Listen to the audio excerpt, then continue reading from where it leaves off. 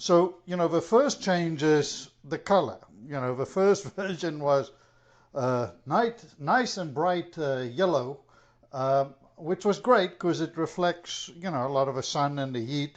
But this one is army green. So the yellow one you can see from about, you know, 2 miles away in a tree.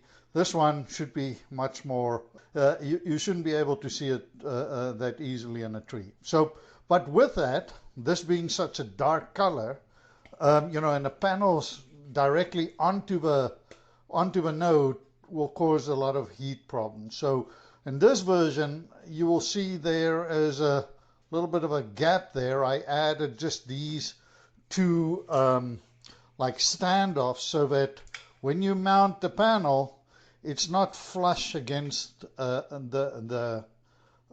it's not flush against the node. So there's an air gap between the node and the solar panel so that some heat can at least dissipate that way. So that's the first change. Is it's got air gaps now, and but it's still the same panel, still the same thing, so, but different color. The second big change was